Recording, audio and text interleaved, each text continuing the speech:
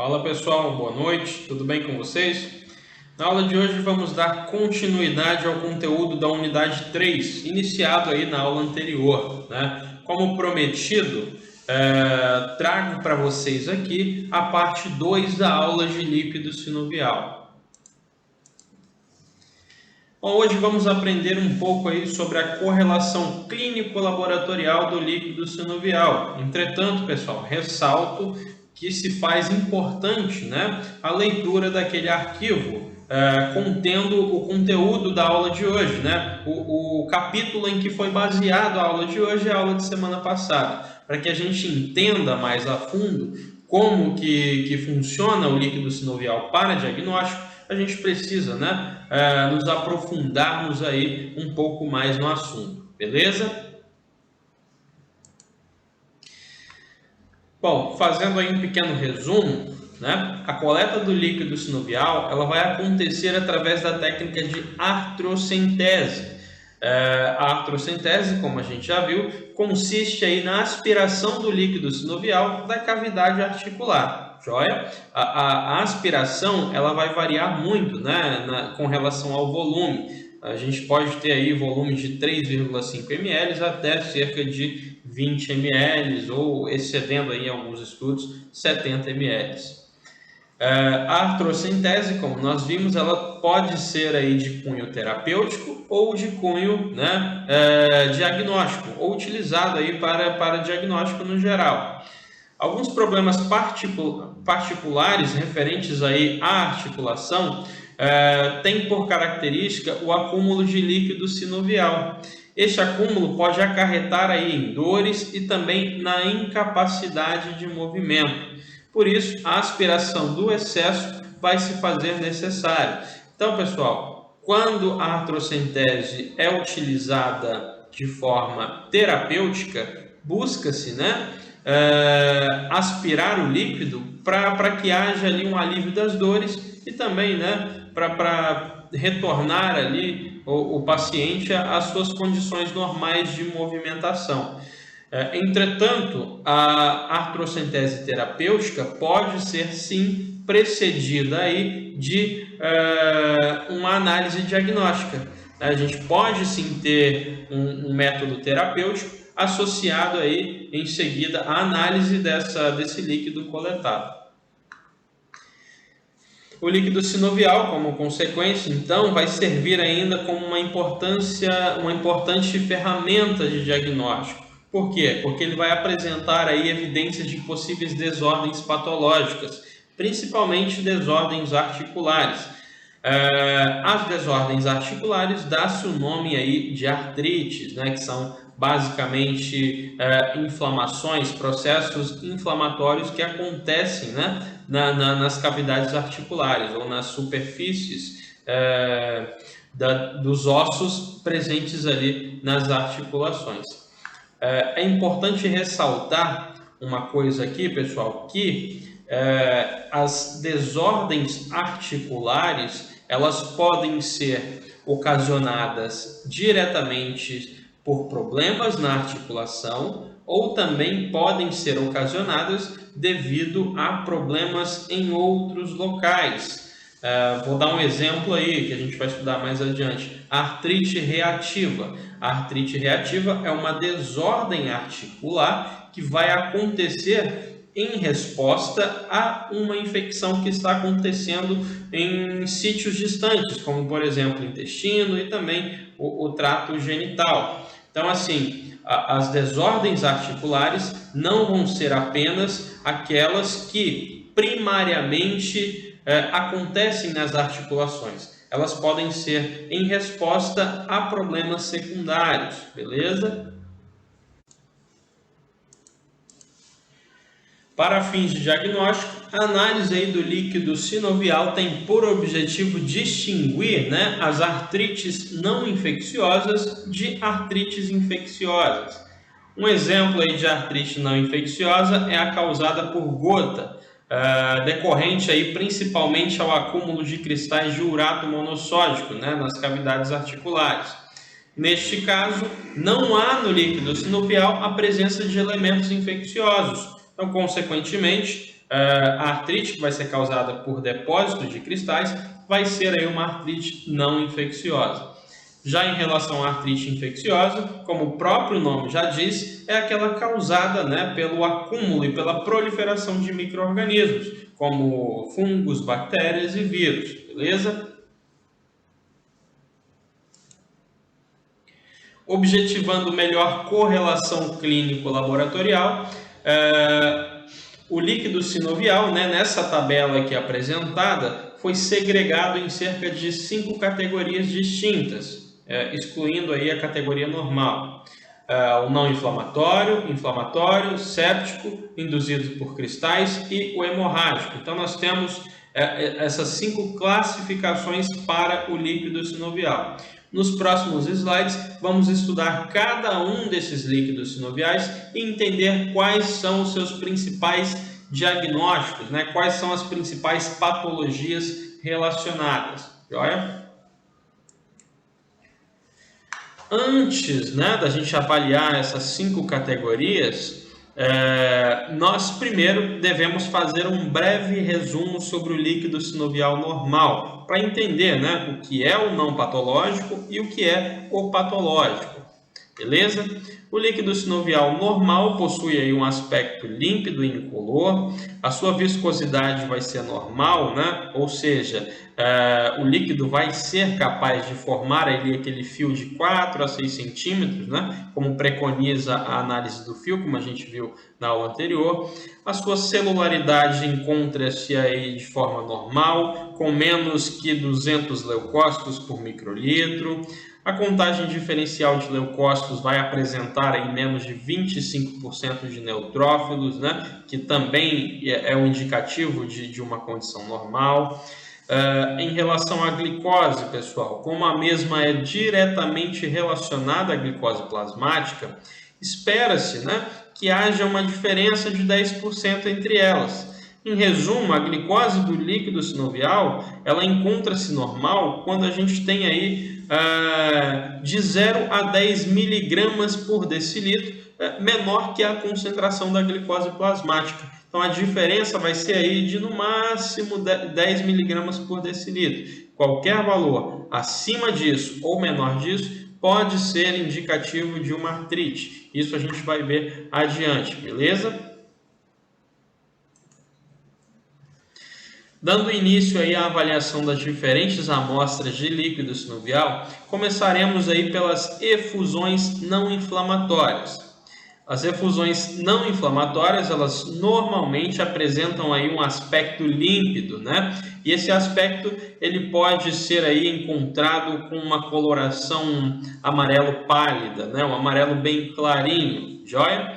Além dessa coloração e desse aspecto, é possível notarmos uma redução da viscosidade, beleza? A viscosidade está reduzida, então aparentemente essa efusão ela já não possui mais um aspecto normal, beleza? A celularidade apresentada por essas efusões geralmente apresentam aí menos que 1000 leucócitos por microlitro de líquido. E o diferencial vai apresentar aí uma quantidade igual ou menor que 30% de neutrófilos. Já em relação à glicose, o valor a ser encontrado vai ser ainda aquele dentro da normalidade, beleza? Geralmente essas efusões provenientes aí do grupo 1, as efusões não inflamatórias, elas são encontradas em resposta a fases iniciais de problemas articulares. O que isso significa? No momento da instalação de algum problema articular. E quais seriam esses problemas que podem aí apresentar evidências nas efusões não inflamatórias? Osteoartrites no geral, artrites traumáticas, osteoartropatia neuropática, sinovite pigmentada, febre reumática, condromalácia de patela e também o hipotireoidismo. Vale ressaltar, né, que por ser um líquido rico em leucócitos e com uma contagem diferencial de neutrófilos, que pode ser por vezes um pouco acima da normalidade, pode-se considerar esse líquido, né, essa efusão não inflamatória, como representante, né, de um início de uma infecção bacteriana ou viral também. Então, em resumo, pessoal, as condições patológicas relacionadas a essas efusões são condições que estão em um momento de instalação, em um momento inicial, beleza?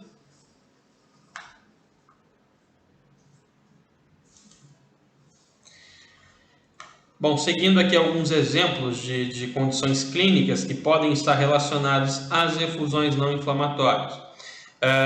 O líquido não inflamatório, pessoal, pode estar relacionado aí a um princípio de problemas maiores, como é o caso, né, da osteoartrite, uma doença articular que vai ser caracterizada aí pelo desgaste da cartilagem que recobre, né, os ossos ali dentro do leito articular. Então, nós temos a osteoartrite, que pode estar relacionada a efusões não inflamatórias. Nós temos também a artrite traumática. Na artrite traumática, nós podemos encontrar algumas evidências, em um primeiro momento ali, pré-inflamatórias, né, como a gente viu a respeito das características dessas efusões. Sobre as artrites traumáticas, elas são aquelas caracterizadas por lesões como torções, né, como pancadas, lesões que podem acometer as articulações. Entretanto, não são lesões de cunho aí crônico, não são lesões de cunho infeccioso, né? Então, assim, são lesões simples, que vão apresentar uma alteração da celularidade e das características das efusões inflamatórias, não inflamatórias, desculpa. Outra condição clínica relacionada ao líquido sinovial do grupo 1 é a sinovite vinolodular pigmentada. Vilonodular pigmentada. Sinovite vilonodular pigmentada. Essa sinovite é uma condição aí inflamatória que vai acometer as membranas sinoviais, que apresenta-se aí com um acúmulo anormal de hemosiderina, beleza? Como a gente viu, né, na membrana sinovial, a gente tem algumas células, os sinoviócitos de tipo A, que fazem, né, que são responsáveis pela limpeza do líquido sinovial. Então, consequentemente, eles vão fagocitar toda e qualquer molécula que seja estranha ao líquido sinovial. E a hemosiderina, que está presente ali no líquido sinovial em resposta à lise de eritrócitos, é fagocitada por essas células. Então, na sinovite vilonodular, nós temos as células da membrana sinovial apresentando um acúmulo anormal aí de hemosiderina. Vale ressaltar que a sinovite aí, vilonodular pigmentada, ela é uma condição inflamatória, né? E em condições iniciais ela vai ser evidenciada ali por aqueles achados do grupo 1, por aqueles achados das efusões não inflamatórias. Nós vamos ver mais adiante que esse tipo de sinovite está relacionado principalmente com efusões hemorrágicas, né? A gente encontra, né, em efusões hemorrágicas características, né, da doença, características específicas dessa doença. Uma outra condição associada aos achados do grupo 1, que a gente pode citar aí, é a artropatia neuropática ou articulação de Charcot. Essa articulação de Charcot, né, essa doença, é uma doença articular que está associada aí a lesões em terminações nervosas. Essas lesões impedem aí a percepção normal de dor por parte, né, das pessoas que são afetadas. Por consequência, algumas lesões e fraturas elas podem tornar-se aí repetitivas e podem passar aí despercebidas consequentemente, né? E a maior complicação nesse caso é a degeneração por completo, né, de articulações ou de extremidades e superfícies ósseas. Os achados do líquido sinovial de grupo 1 também podem estar associados aí à febre reumática. A febre reumática vai ser encontrada aí principalmente em crianças que possuem algumas sequelas de infecções por streptococcus.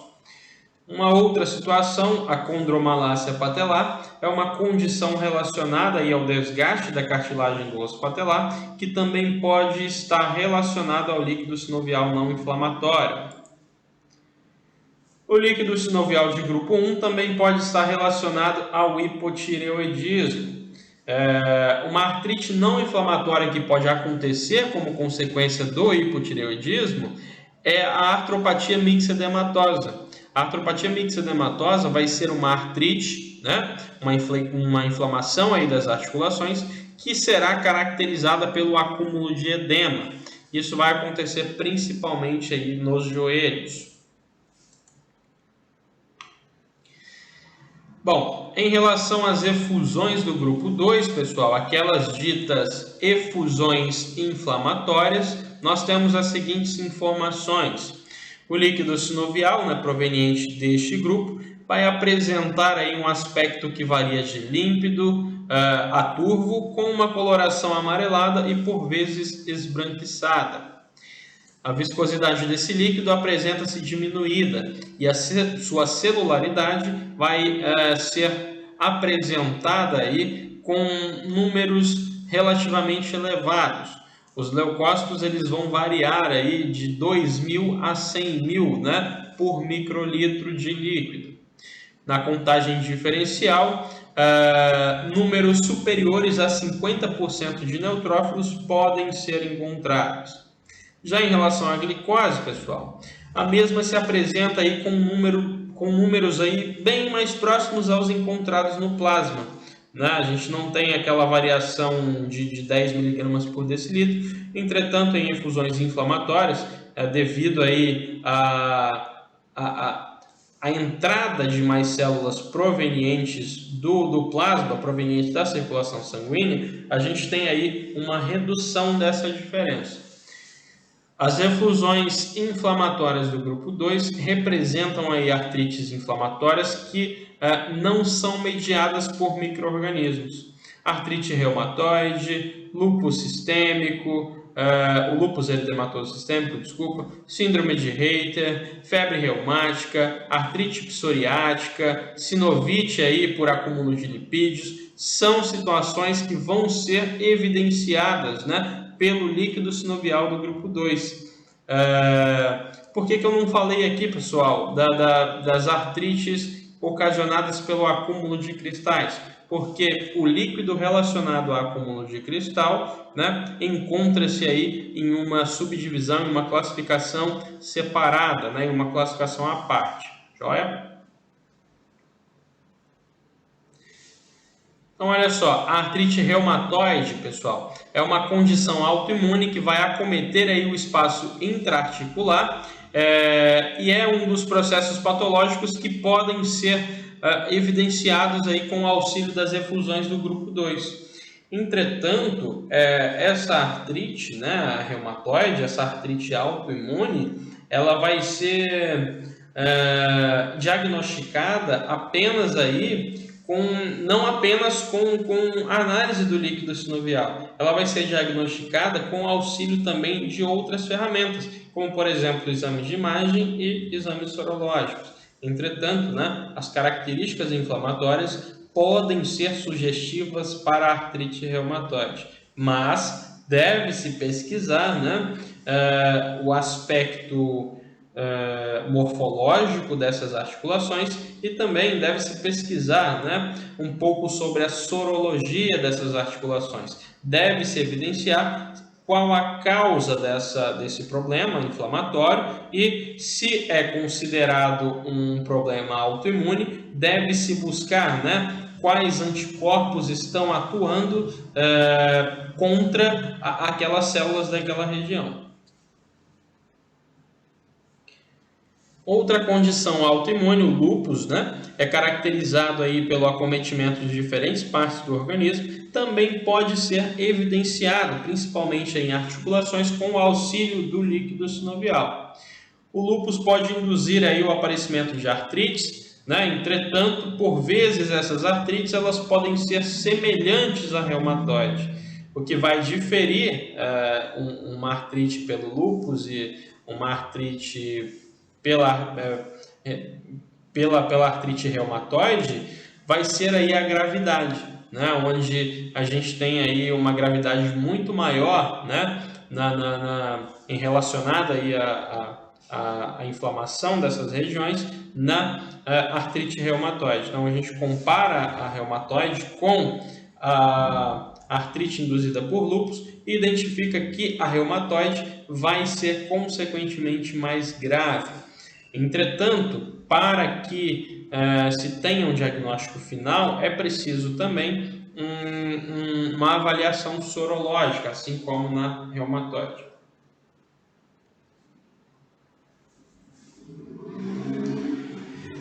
Bom, infecções intestinais ou genitais podem induzir aí no organismo algumas respostas chamadas de respostas reativas. Então, o que isso significa? As respostas reativas vão ser sinais ou sintomas ou manifestações clínicas que vão acontecer em diferentes locais da infecção em resposta a uma infecção, né? A artrite reativa, pessoal, é um exemplo, né, de resposta reativa. Normalmente, ela vai acometer o joelho e vai ser em resposta a infecções intestinais ou genitais. Então, no líquido sinovial, a gente não tem sinais aparentes de infecção. O que a gente vai ter, né, são sinais inflamatórios, beleza? Geralmente a artrite reativa ela vai desaparecer quando a condição inflamatória ou a condição infecciosa, nos outros sítios for efetivamente controlada.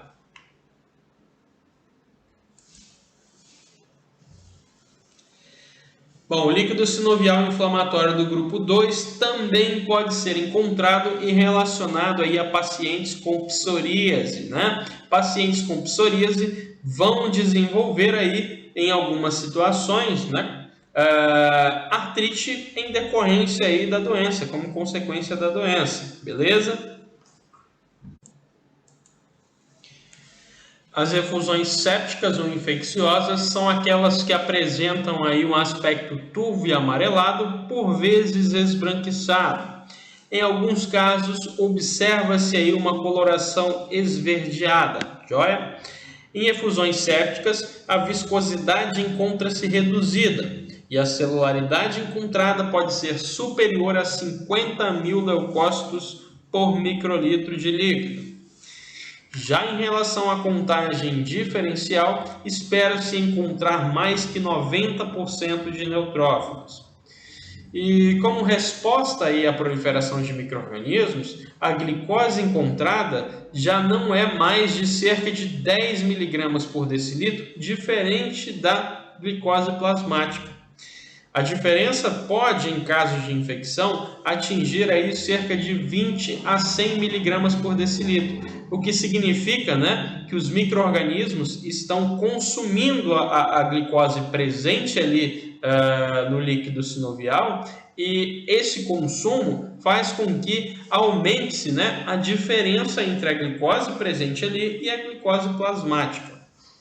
Espera-se ainda, né, que casos de efusões infecciosas apresentem aí culturas bacteriológicas positivas, né? Como a gente já viu anteriormente na aula passada, as culturas bacteriológicas são obrigatórias, né, em uma análise de líquido sinovial.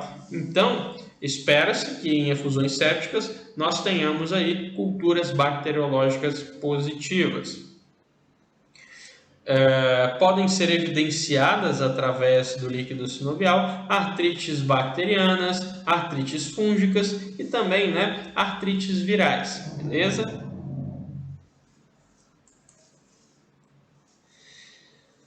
Bom, pessoal, aqui nós temos a evidenciação, né, a exposição de uma artrite infecciosa bacteriana. Então, nós temos aqui o leito articular, né? E no leito articular, no líquido sinovial, serão encontrados, né, bactérias e principalmente leucócitos, joia? Os leucócitos serão aqui representados, né, em sua maioria, pelos neutrófilos. Como nós vimos, cerca de 90%, né, da quantidade de células de leucócitos presentes serão leucócitos. O grupo 4 representa aí as efusões induzidas por cristais. Nesse grupo, o líquido sinovial apresenta um aspecto turvo ou opalescente e com uma coloração esbranquiçada. A viscosidade, nesses casos, encontra-se aí diminuída e a celularidade vai variar, né, entre 500 e 200 mil leucócitos por microlitros. Diferentemente aí das efusões sépticas, a quantidade de neutrófilos, né, na contagem diferencial deve ser menor que 90%, beleza? A glicose, pessoal, ela pode variar, né, entre 0 e 80 miligramas por decilitro, principalmente, né, devido aí ao consumo por parte dos numerosos leucócitos ali presentes. Então a gente pode ter um consumo maior, então consequentemente a gente pode ter aí uma diferença, né, da glicose do líquido sinovial para o plasma de 0 a 80 miligramas por decilitro, beleza? Além desses achados, a microscopia do líquido proveniente aí do grupo 4, né, de líquido de efusões induzidas por cristais, vai evidenciar, consequentemente, a presença de cristais. E a diferenciação desses cristais em microscopia se faz de suma importância. Por quê? Porque pode evidenciar duas condições clínicas principais, a gota e a pseudogota. Beleza? Nós vamos estudar agora sobre a gota e a pseudogota.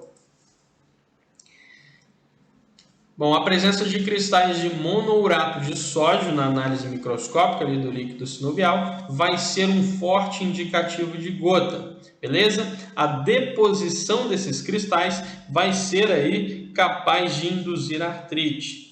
Então é muito importante, né, a verificação desse líquido sinovial e identificar se em análise microscópica ele apresenta, né, um acúmulo de monourato de sódio ou cristais aí de ácido úrico, que são esses cristais em formato de agulha.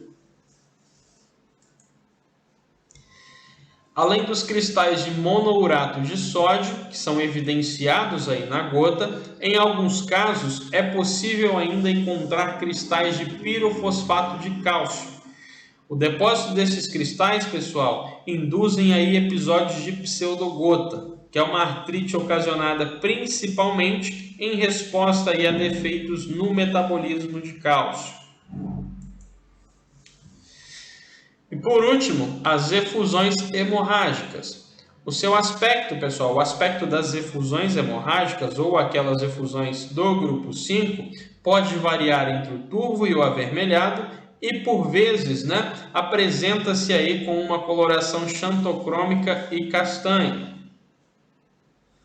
Efusões deste grupo apresentam viscosidade diminuída.